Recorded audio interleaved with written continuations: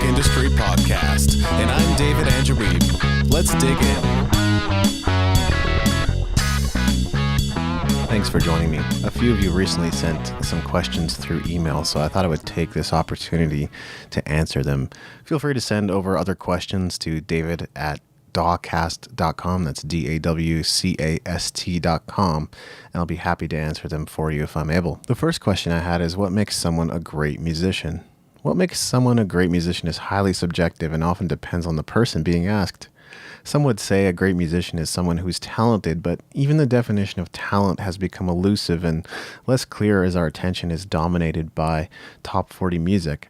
I know a lot of people that would hear someone on the radio and go, wow, they are so talented, but technically they may not be doing anything impressive and the songwriting may not be inspired in any way. Some say a great musician is someone who's original, someone who can put their own spin on a topic or lyrical idea, or someone whose musical ideas are outside the box. Whether it's a great songwriter like Elvis Costello or somebody who is always a little bit ahead of the times like David Bowie, some people would point to these types of musicians as being great. And still some would say a great musician is someone who's gained a lot of experience through the years, someone who's played on a lot of tours and recorded a lot of albums. Think of Bruce Springsteen, for example. And as I was mentioning earlier, a lot of people would say that a great musician is just someone who they enjoyed listening to, whether it's Justin Bieber or Taylor Swift.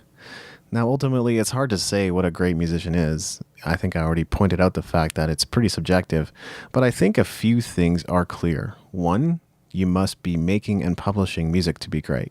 2, you must continually work on your music and strive to improve. And 3, you must play to your strengths and identify what's unique about you and look for ways to emphasize that through your music. I was also asked, how can you evoke an emotional response with your singing? I would suggest starting by developing your vocal ability. You don't need to be the best vocalist in the world to evoke emotion, but you can't be a slouch either. So if you aren't much of a singer yet, you should probably start there. Working with a vocal coach could help you find your voice faster and improve as a singer.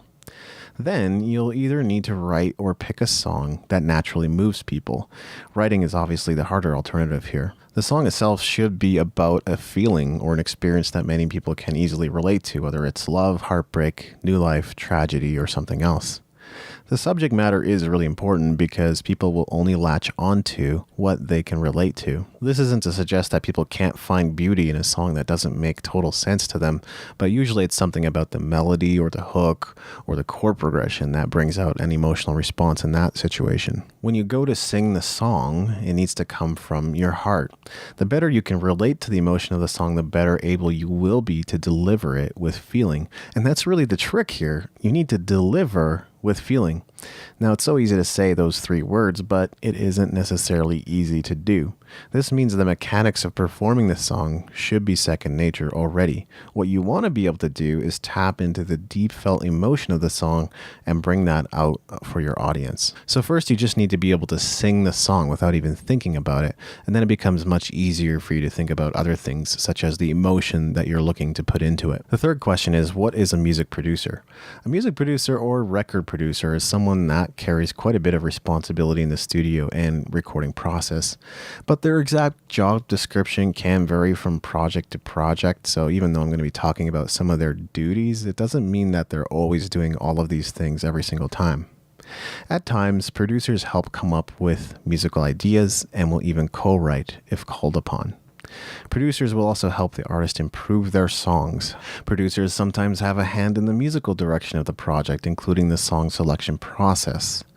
Producers will sometimes find session musicians for the album and will also work hard to bring the best out of the musicians performing on the album. A producer may supervise the entire recording project, starting in pre-production all the way to the mastering. And this is often what comes to mind when I think of a producer. They're helping to shape and mold the sound of the album. A producer may also provide funding for the project. These are some of the responsibilities of a music producer, but depending on the project, more or less will be required of them. I also had someone ask, what does networking mean? When I talk about networking, usually I'm referring to building worthwhile strategic relationships to advance your music career. In other words, meeting people. I believe networking is difficult when you're trying to get something from someone, but when you focus on the other person and their needs, it tends to work a lot better. Networking can be done just about anywhere. If you're asking yourself where to find people, all you need to do is look outside your window. You can also attend networking events, trade shows, industry conferences, meetups, open mics, other people's performances, and a variety of other places to meet people. I understand that putting yourself out there can be difficult. You need to be patient with yourself, set small goals, and gradually get better. Even I can be shy at times. There was a time when literally all I did was go up to one person and say hi to them every single day.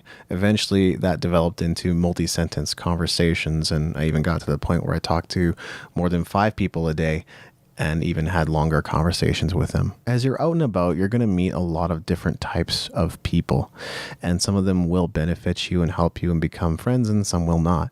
But never underestimate anyone, because they may become your next best friend, client, collaborator, investor, or any number of other things down the line, and you simply just don't know. I hope you found this valuable, and if you have any other questions, feel free to send them my way.